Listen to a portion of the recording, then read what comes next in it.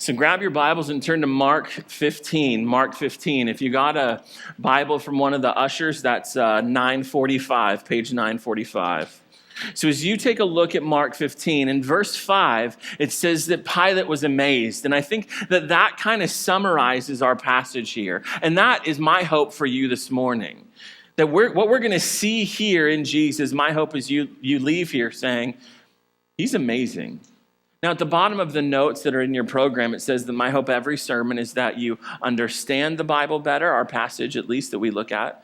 My hope is that you understand how to apply that passage and live that passage in your life.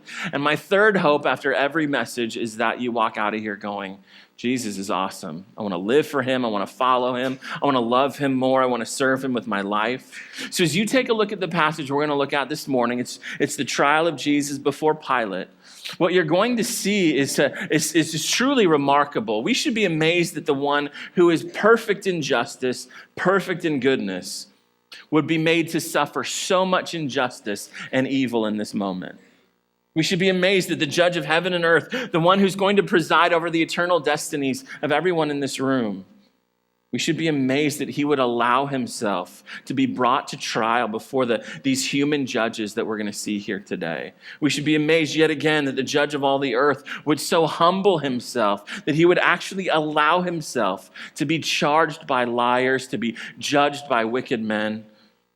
My hope is that you just leave amazed at Jesus this morning. May our collective jaws just drop at the audacity of Jesus allowing these things to happen to him. And may they drop at the audacity of people who think that they can stand in judgment of Jesus, that they can look at him and just go, yeah, I'm above you. I'm over you. And that's what we're going to see here today. There are actually 4 trials that we're going to look at this morning.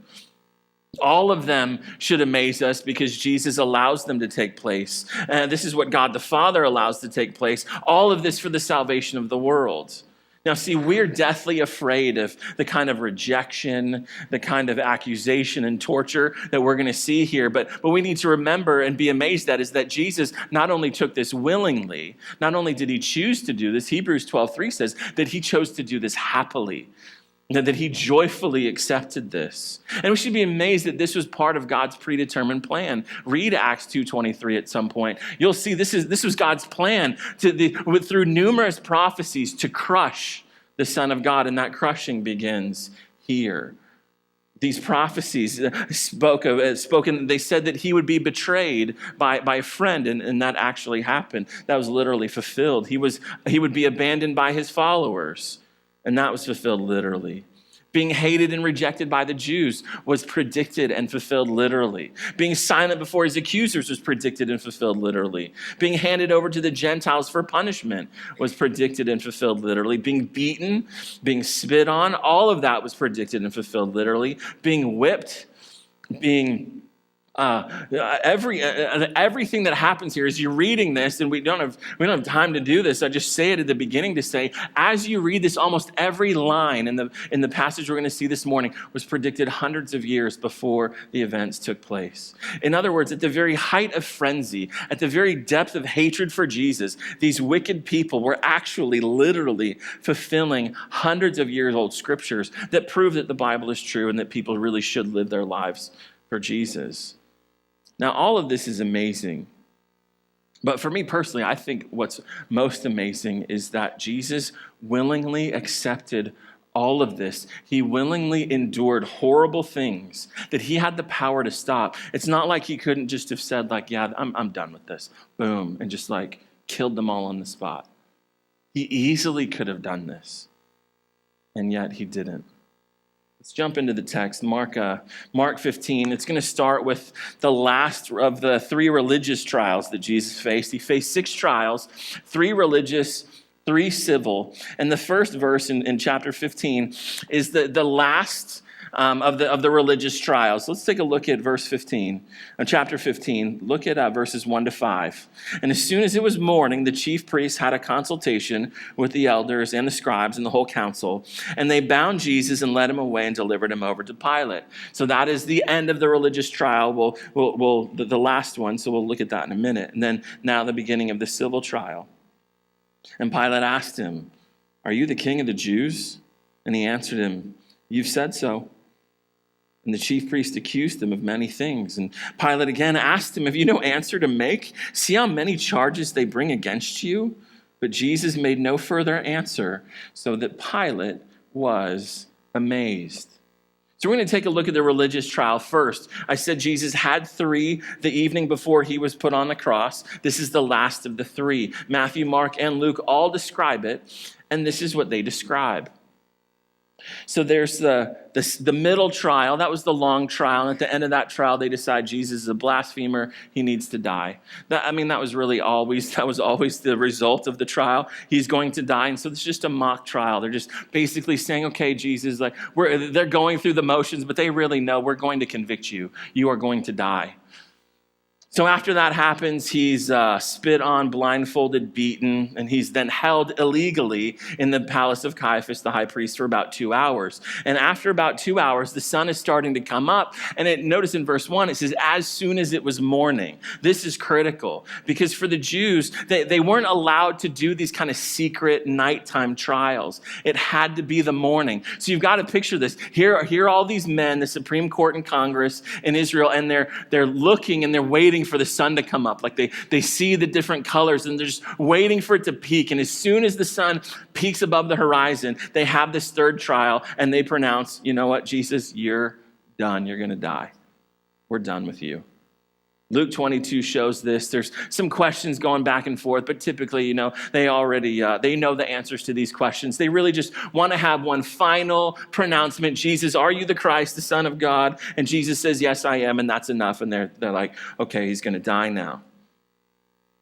Well, they want him dead for blasphemy, but they know that Rome is not going to kill Jesus for blasphemy, so they've got to have some other charge against him. And so what they do is they say, "Okay, let's decide," like this word consultation in verse 1. Let's consult each other. How are we going to do this? What are we going to say to Pilate? So they make their decision. And then they speedily take Jesus over to Pilate as soon as possible, because trials in Roman times, in Roman legal system, trials started first thing in the morning. So they needed to get in line as fast as possible. They had to get him there. They get in line and they get him before Pilate. And that starts the first trial before Pilate. They want Jesus dead. But Rome took away that power from them, and so they need Rome to be convinced that Jesus is someone that they should kill. They have to convince Pilate, he's done something that hurts you, and you need to take care of this. And so they're thinking, okay, what are we going to do? And so in Luke 23, they bring 3 charges to Pilate. You don't need to turn there. But in Luke 23, they say to Pilate first, quote, "We found Jesus misleading our nation." That's a lie. They're misleading the nation. "Forbidding us to give taxes to Caesar," that's a lie. He told people to pay taxes. He paid taxes. "And saying that he himself is Christ, a king." Well, that piqued Pilate's attention. "Oh, you say you're a king?" And so all 4 Gospels say he asked the same question. So you're a king then? Who are you? And see, what Pilate knows is that if he says yes, and Jesus knows this too, if he says yes, case closed, this is over. If you're a king, then you are a rival to Rome, that's treason, and we're going to kill you. And so Jesus says, verse 2, "Well, am I a king?" "Well, you said it." He's kind of saying, yeah, I am a king, but I'm not the kind of king that you think I am. And so that's all Mark says, but John tells us more. He fills in some details. So keep your fingers here in John 15 and turn to John 18. Fingers here in Mark 15, turn to John 18. John 18, this first civil trial before Pilate is happening. And then in John 18, like I said, John gives us a little more detail. John 18, drop down to verse 33. John 18:33, "So Pilate entered his headquarters again and called Jesus to him and said, 'Are you the king of the Jews?'" There's that same question. But now we see there was more dialogue there. Jesus answered, "Do you say this of your own accord, or do others say it to you about me?" In other words, this is one of the charges that they brought against me, huh? Pilate says, "Am I a Jew? Your own nation and the chief priests have delivered you over to me. What have you done? Why are you here?" Jesus answered, "My kingdom is not of this world. If my kingdom were of this world, my servants would have been fighting that I might not be delivered over to the Jews. but my kingdom is not from the world. Pilate says, so you are a king. Jesus answered, you say that I am a king. For this purpose I was born. This purpose I came into the world to bear witness to the truth. Everyone who is of the truth listens to my voice. Pilate said to him, what is truth? And then we might be like, okay, what does that mean? All of that stuff. Notice the bottom line at the end of verse 38.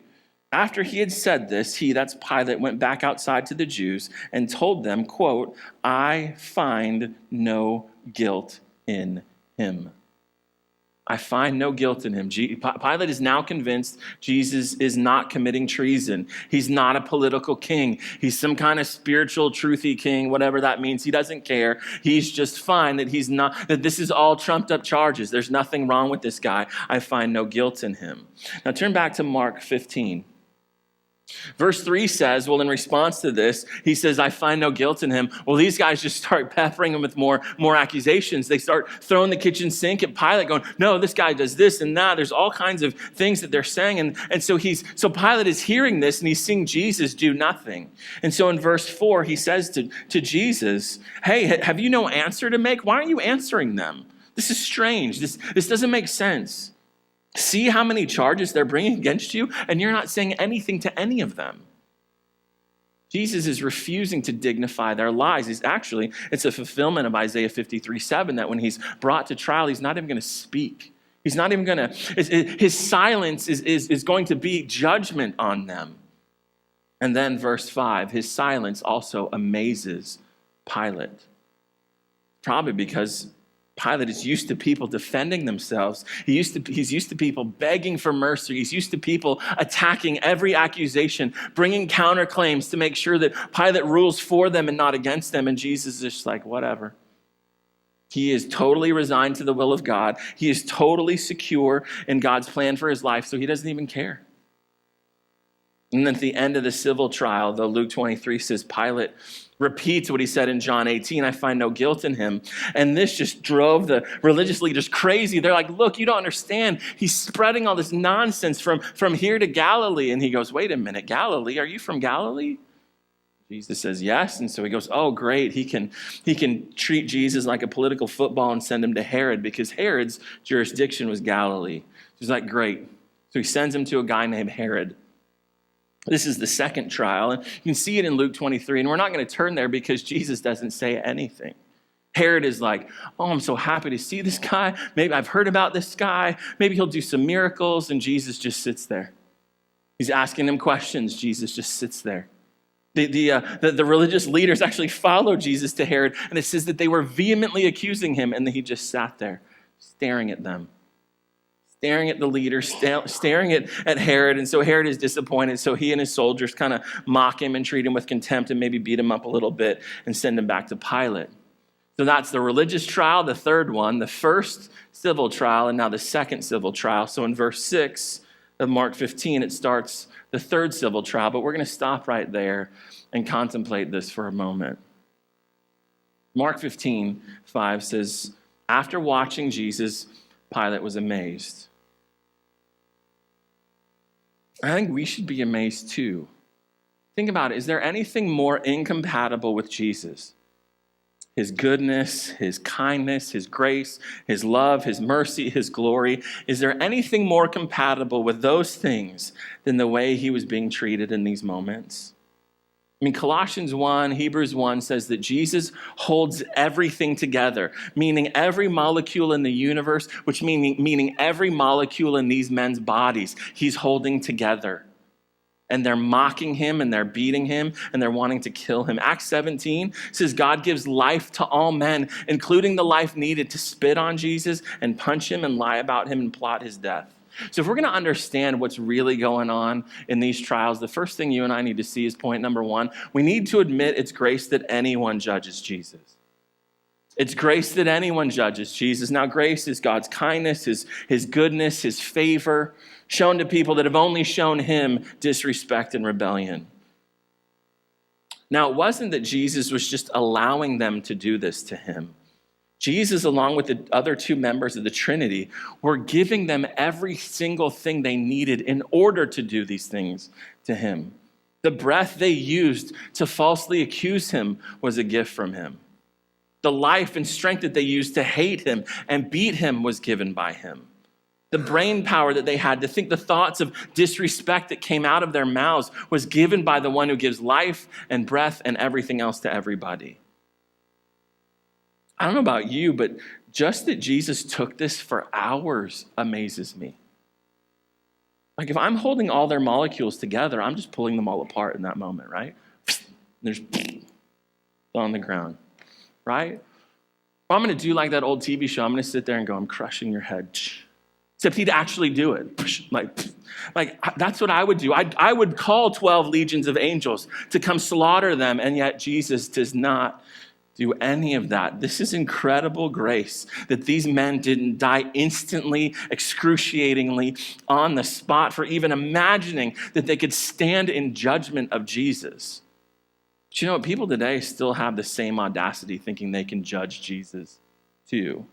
I mean, they would never say it, but the way that they act is that they see themselves as the judge on the stand, and Jesus, you know, is the plaintiff, and Jesus is trying to prove to them, like, look, I'm not a waste of your time. You know, they think it's just terribly inconvenient. Oh, Jesus, I'm not going to submit to you. You know, it's just that they just have the audacity to think that they don't need to submit to him. They have the boldness to blaspheme him and use his name as a cuss word. They have the nerve to think they can disrespect the Son of God by going, yeah, you know, Jesus, what you say here is great. What you say here, I'm going to ignore that. I'm just going to put that aside because you know what, Jesus, I'm standing above your word, and I'm the one who decides which are good and which are bad, and which parts I like and which parts I don't, what's true and what's false. Like, I'm the judge of that.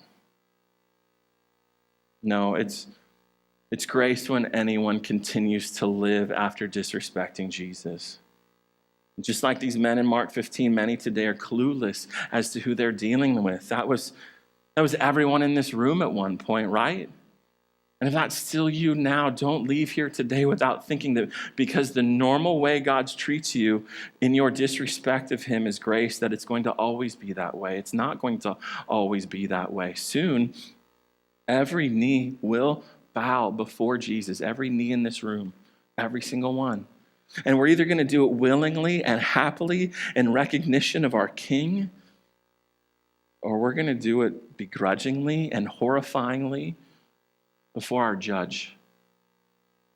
Today, we should be amazed at his grace towards disrespect and cry out to him for mercy if we're noticing, like, you know what? If he was here, I would never treat him that way. These men did. If he was here saying, do this and don't do that, I would never treat him that way. But I do stand before him as a judge. I do judge him. I do stand over him and think, yeah, you know what? I can pick and choose what I'm going to follow and not follow, do and not do. We need to admit it's grace that anyone judges Jesus.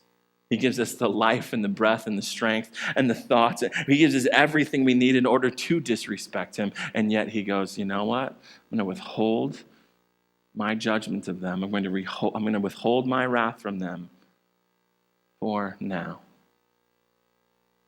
Verse 6, like I said, starts the civil trial, the last civil trial. So let's take a look at that. This one's a little different because now it's not Jesus and Pilate and some of the high priests. No, this is Pilate bringing Jesus before the entire Sanhedrin and the people. So you've got a picture in your head, hundreds of people seeing Jesus. That's probably about what it was in these moments. Now look at verse 6. Now at the feast, he used to release for them one prisoner for whom they asked. And among the rebels in prison who'd committed murder in the insurrection, there was a man named Barabbas. And the crowd came up and began to ask Pilate to do as he usually did for them. And he answered them saying, do you want me to release for you the king of the Jews? For he perceived that it was out of envy that the chief priests had delivered him up. But the chief priests stirred up the crowd to have him release for them Barabbas instead. And Pilate again said to them, then what shall I do with the man you call the king of the Jews? And they cried out again, crucify him. And Pilate said to them, why? What evil has he done? And they shouted all the more, crucify him. Now, all four Gospels describe this too. I've got the notes there for you in your programs, and you can see all of the parallel passages to each part that we go through, each one of these trials. Well, this is what Pilate thinks. Pilate thinks, well, if I can make the choice between Jesus, this miracle-working, generous, kind super prophet, or a criminal like Barabbas, the people are easily going to choose Jesus instead of that guy. He was wrong. And every time I read this event, I don't know if you do this, but when I watch a movie and something bad is going to happen, or I read like this passage here, I always read it and hope it's going to turn out differently. Right? Do you do that? Like I just can't imagine that this would actually happen to Jesus. Right? I can't imagine that he was treated like this. I can't imagine that they would actually do this. Now I know there'd be no salvation, so I'm glad that it doesn't change when I read it, but it's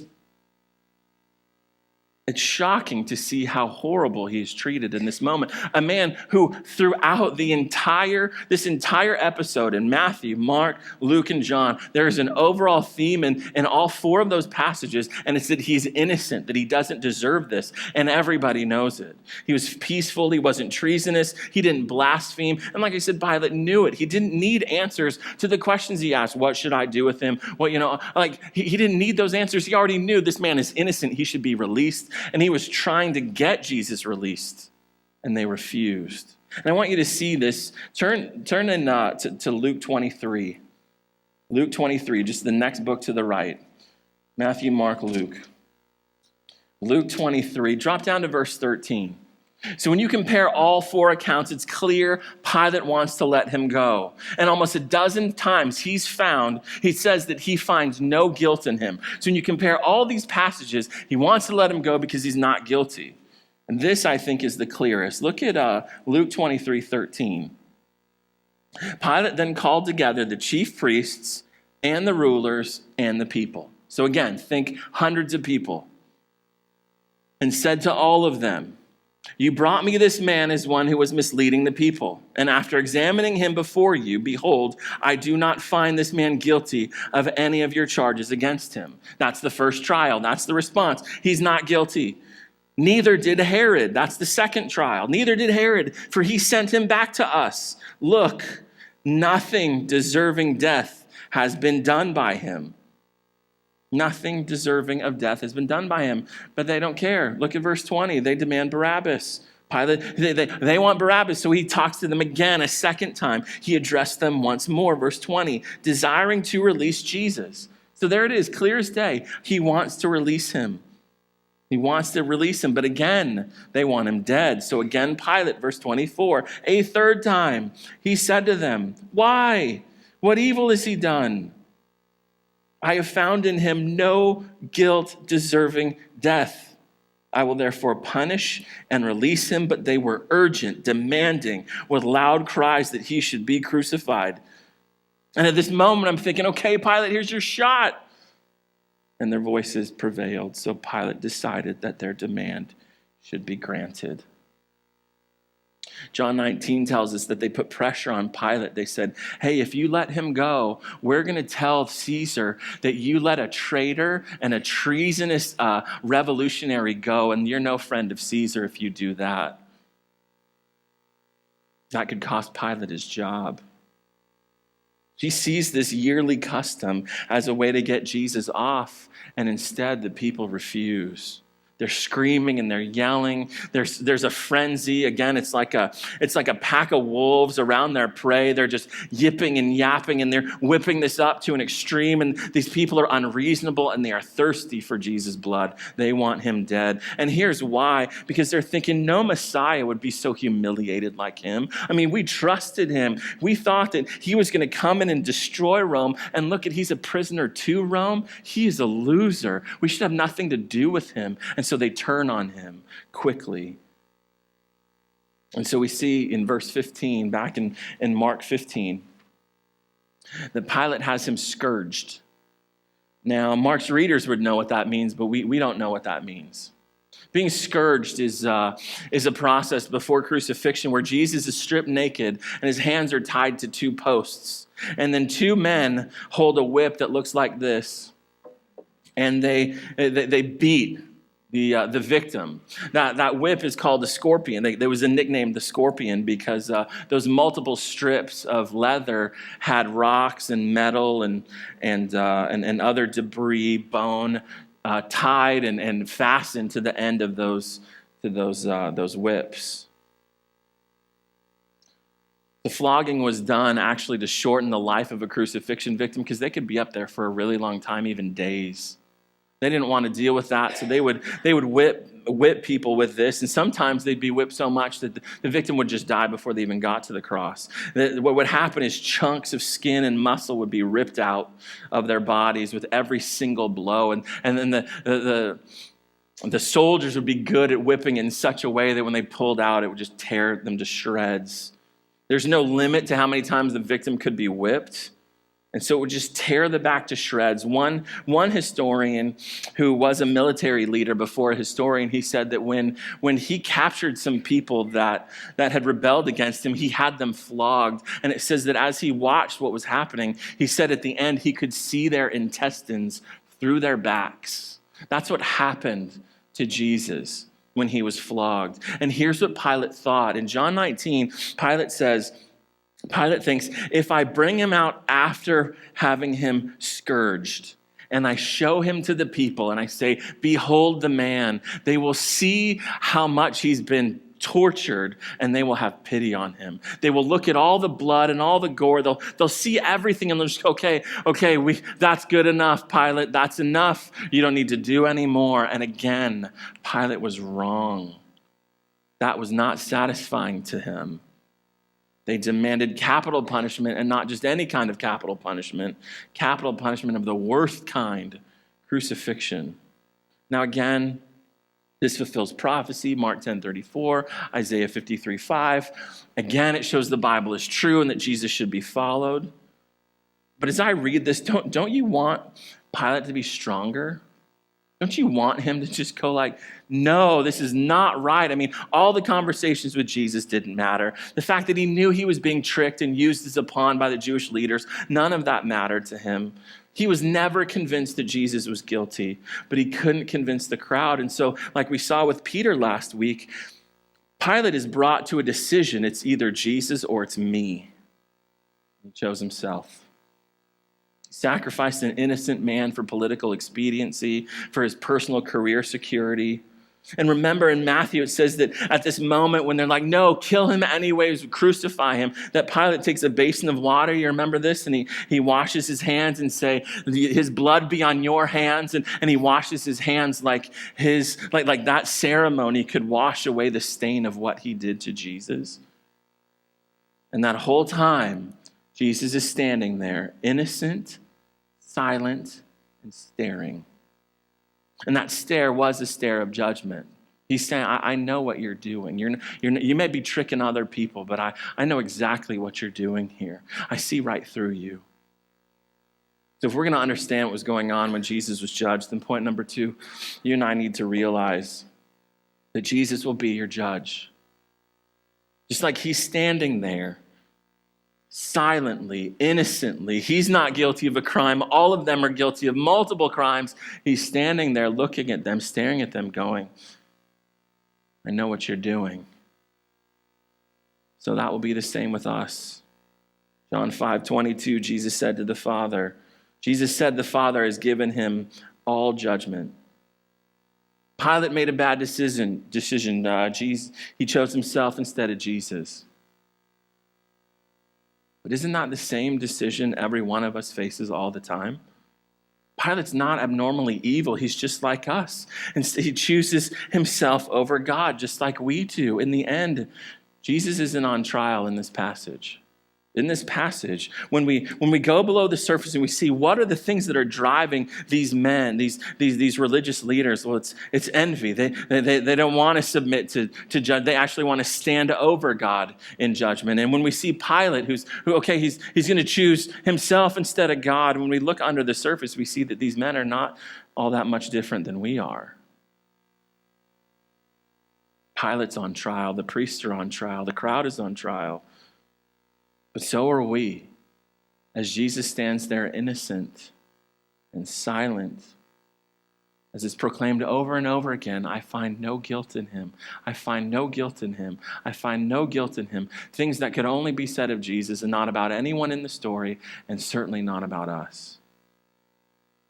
Jesus will be our judge. And have you thought about this, that whether Christian or non-Christian, every one of us will stand before Jesus and give an account for our lives. Every one of us will stand before him and be judged for what we've done with our lives. And I just want you to see this, because that's like really? I mean, we don't usually hear this So I just want you to see this. So you're in Mark 15, keep your little ribbon there and turn to 2 Corinthians 5.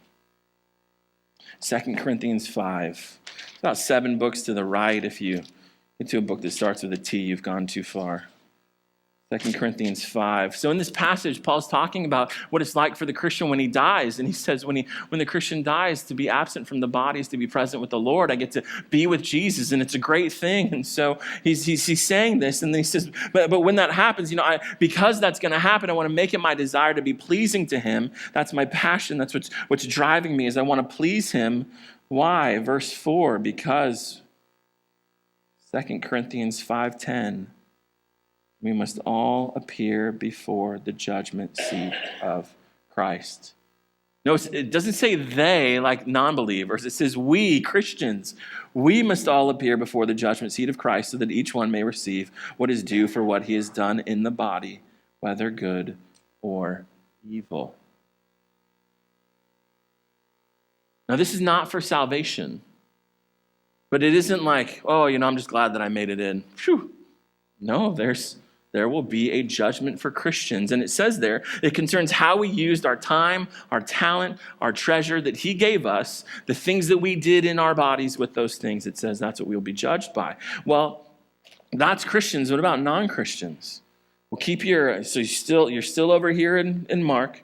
Now turn all the way to the last book of the Bible, Revelation 20. Revelation 20. This is a sobering passage, but it is an assured reality. 2 Corinthians 5:10, that's Christians. This is non-Christians. Revelation 20, verse 11. Then I saw a great white throne, and him who was seated on it, that's Jesus. From his presence, earth and sky fled away, and no place was found for them. And I saw the dead, great and small, standing before the throne, and books were opened. Then another book was opened, which is the book of life, and the dead were judged by what was written in the books, according to what they had done. And the sea gave up the dead that were in it. Death and Hades gave up the dead who were in them, and they were judged, each one of them, according to what they had done. And death and Hades were thrown into the lake of fire. This is the second death, the lake of fire. If anyone's name was not found written in the book of life, he was thrown into the lake of fire. Ooh, you're trying to scare me, Benzinger. Trying to scare you with the truth. This is what it says. And this is an assured future. Why? Because of what we celebrate on Easter every year. If Jesus rose from the dead, it's all true. That's the bottom line, right? It's all true, all of it. Not just little parts that we pick and choose and say, I like this part and not that part. It's all true. So the priests and the scribes and the elders who falsely accuse Jesus will stand before Jesus, and there will be no need for false accusations. He will accuse them perfectly, accurately, and they will be condemned. Pilate, condemning an innocent man, he will stand before Jesus not as innocent, but incredibly guilty, and he will be consigned to eternal death. And the question is, what is it going to be for us when we stand before Jesus? Is it going to be, well done, good and faithful servant, or is it going to be, depart from me, I never knew you? Like, that's the question that each of us have to wrestle with from this passage. Because like I said, it's not Jesus who's on trial here. Over and over again, he's innocent. It's us who's on trial. It's the people in the story who are on trial who look a lot like we do. There are millions of trials that happen every year all over the world. criminal, civil, appeals, bankruptcy, small claims, vigilante trials. There are hundreds of them happening right now on this planet. And here's the thing, every single trial, every time you watch a TV show and there's a trial, every time you're called into a trial, God forbid, or every time a trial takes place, real or imagined, it is a picture of the trial every single one of us is going to have before Jesus. Jesus is not going to be judged in that moment. You and I are going to be judged. The prosecution in that case is going to be our memories. The evidence will be irrefutable and devastating. The verdict will be unquestioned, clear, obvious, overwhelmingly guilty. And I think, like Jesus in this passage, you and I will be silent. There will be nothing that we can say. There'll be nothing left to say. There's no way we'll be able to make a defense because it'll be our memories that show up as our prosecuting attorneys. Our verdict will be clear and obvious and disputable. And what will be most important to us in that moment is what we see in Mark 15:15. So if you're not there, turn back. Mark 15:15. This is the most important thing that's going to matter on that day. When you and I stand before Jesus, give an account for our lives, what is going to be most important is 15:15. Do you have a substitute? Look at verse 15, Mark 15:15. So Pilate, wishing to satisfy the crowd, released for them Barabbas. And having Jesus scourged, he delivered him to be crucified. This is not what I want to read when I read this passage. I do because I know there's no salvation without it, but I don't want to read it because I don't want to. I can't imagine that this actually happened to Jesus, but it did. This passage is shocking. Like, how in the world could these people take Barabbas over Jesus? But I want you to think through how ironic this passage is. This passage is thick with irony. Think about this. Jesus is falsely accused by the religious leaders, condemned by Pilate for the very same thing Barabbas is guilty of, being a threat to Roman rule. So Jesus is punished for the crimes that Barabbas committed. The only thing is Jesus was never a threat to Rome, and Barabbas was probably still a threat to Rome after they let him go. The criminal is treated like he's innocent and goes free. The innocent is treated like a guilty criminal and executed. The actions of one took people's lives. The actions of the other saved people's lives. Jesus, who had no interest in murder or treason or revolution, will on the cross take the place of the one who in jail was guilty of murder and treason and revolution. Think about the crowds. They chose the one who took the lives of others to achieve his own selfish will, while condemning the one who gave life to many others to achieve the Father's will. Think about the religious leaders. They don't like Jesus. They envy him. They're afraid of him. They don't like him because he is a threat to their power. He's a threat to their temple. He's a threat to their religion. So what do? They get the crowd whipped up into a frenzy to get a guy released whose violent ways will bring total devastation to their power and their temple and their religion in 70 AD.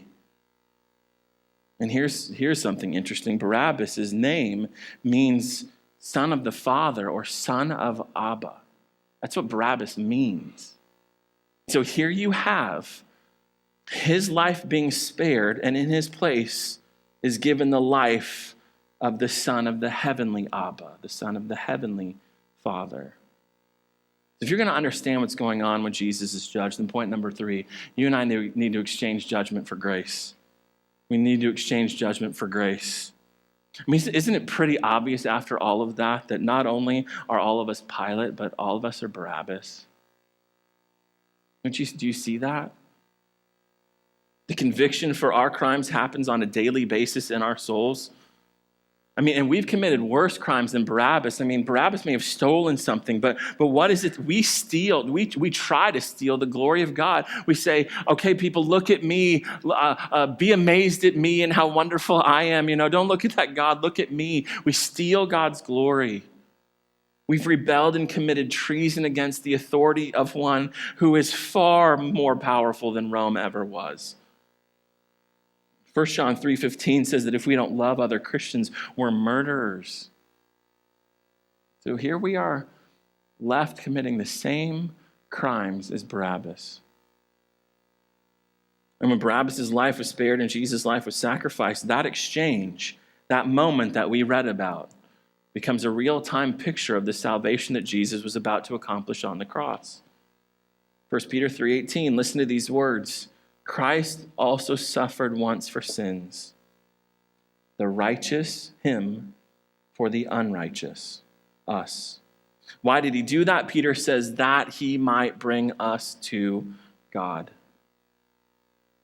Because we're separated from God. It's not like we're born connected with God. We're born separated from God. And we're not there. We need someone to bring us to him. And Jesus is like, that's great. Love to bring you to him, but there's a problem. It's your unrighteousness. It's your sin. So here's what I'm going to do. I'm going to be treated as unrighteous and punished so that you can go free. See, I'm going to give you my righteousness, but when I do that, you're going to be treated like me by God. But we're not going to pretend your sin never happened. We can't do that. That would be unrighteous. That would be sinful. If we just overlooked all of your crimes against God and what, you know what, those never happened. Let's just look the other way. We can't look the other way. If we look the other way, God would not be just. So those must be punished. Instead of you being punished for them, I'm going to be punished for them. I'll take your place in punishment. You take my place in blessing. That's what Jesus does for us. God made him, Jesus, who knew no sin, 2 Corinthians 5:21, that we might become the righteousness of God in him, that we might have the perfection of Jesus, so that because without that there is no salvation. For Pilate, think about this, for Pilate to take Jesus' life and place it, which he knew was innocent, and place it on the same level of Barabbas' guilty life, it's just disgraceful. There's no comparison between the two. But yet, doesn't God do the same thing? Doesn't he take the perfect, sinless life of Jesus and put it down in the same level as our sinful lives? That would be completely unjust, except Jesus willingly does that for us. And it's not like God says, okay, Jesus, I'm going to make you do this. So Jesus, here's your plan, and you're going to do this. You're going to exchange your life. I'm going to stand back here. I'm going to be completely unaffected while you pay for people's sins, and you go through all of this hell that you're going to go through. No, this isn't God forcing Jesus to do something good for us. This is God exchanging his perfect life for ours. This is God giving you the perfection that you need in order to go to a place that you would never be allowed into because of your sins. And then at the same time, Jesus taking everything that was foreign to him, all of our sins, and saying, I will take that willingly so that you can go there and I will take your punishment. And think about this. Barabbas was the only person in Mark 15 who didn't judge Jesus. He actually didn't do anything. He said nothing. He did nothing. He represents all who receive God's grace and salvation. In fact, he couldn't even do anything to rescue himself, right? There's nothing he could do. He couldn't sit back and go, oh, hey, I'm going to go do this really cool thing for this guy in the jail so you can see how great I am so that you can release me. Someone needed to step in and rescue him from the penalty of his crimes. Without that, the hammer of justice was just going to fall on him and crush him. There's no escape. He had no hope. Think about it. Barabbas didn't earn release from his crimes by some good works. He didn't do a bunch of good things so that Jesus would take his place. He simply received the benefit of Jesus taking his place. And the question is for all of us, have you? Has Jesus stepped in front of the bullet for you? Has he taken the penalty you deserve for your crimes against God?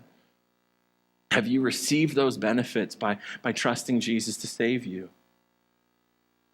Jesus stood condemned before Pilate and the religious leaders and the people so that you and I would never stand condemned before God. Jesus was judged by these men so that we would never be judged by God. He was punished by these men so that you and I would never be punished by God.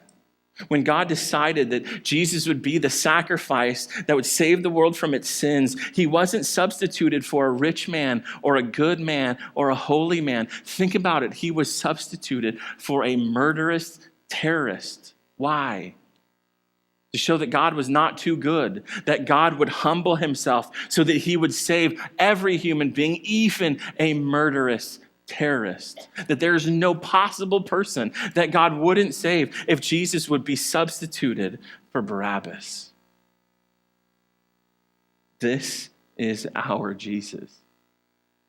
This is what he's done for us. You see why that you stand back from this passage. The hope is that we would just stand here amazed at him, in awe of him, just completely floored, mouth dropped that he would do this for us. Verse 12 has the final question. Take a look at 15:12, and with this we'll close. Mark 15:12, Pilate asked the crowd, "What shall I do with the man you call the King of the Jews?" What shall I do with him? And that's really the question every single one of us has to ask too. What are you going to do with him? What am I going to do with him? To see the mockery and the beatings and the torture Jesus endured before the cross should tell us something about how awful sin is, right? It should communicate to us that if this is what it took to rescue me, then we should never let our hearts become hard to what Jesus did to save us. We can't let the betrayal and the abandonment and the torture rob us and go, oh, this is old news. This is not old news. This is good news. And if our hearts aren't soft to this, if a passage like this doesn't freshly, again, make our hearts soft to just how awful our sins are, then you should go back to this passage today. You should read through these passages on your notes again today and pray for God to soften your heart toward what he did for us. What shall we do with Jesus in light of that? We should worship him and honor him and stand amazed at him. And to see the judge of all the earth being judged as a threat, which is how the religious leaders saw him, or to see him judged as, he's not worth giving up my job for, like Pilate saw him, or judged as a loser, which is how the crowd saw him. In all of that, there is a warning for us. To do the same, to consider Jesus a threat to your being in charge of your life, to think of him as not worth risking anything for, not sacrificing for, to see him as a loser while you stand above him in judgment is to commit the same sins against him that we read about today in this passage. This passage is meant to explain a historical event, something that actually happened. It's also meant to be a mirror for us to see ourselves in. Meant for us to see ourselves and to let these realities sink in and let us be warned. What shall we do with Jesus, the one they call the King of the Jews? We must see him as the treasure he truly is. We must end our rebellion against him. We must give him our lives, trust him to save us, give him our absolute allegiance because of what he endured to rescue us. That's our Jesus. Let's pray.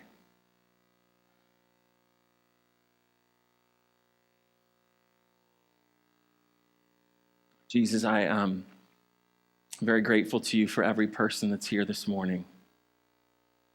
I'm grateful to you for the way that you've worked in all of their lives. It's no accident that they're here today.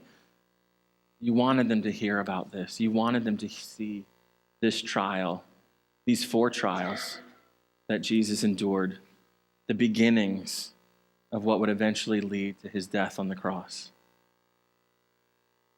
First, Jesus, thank you for doing that for us. We were meant this morning to walk out of here more in love with you and more amazed at you for what you endured. And please, would you use this passage to deepen our commitment to you? Would you use it to deepen our desire to live for you, to deepen our actions out where we live, where we work, where we study, where we recreate? Would you use this passage to make us more vibrant, more excited lovers of you and witnesses for you? That would be true evidence that you are at work in this room and at work in our hearts. Would you do that, please, Jesus, in your name? Amen.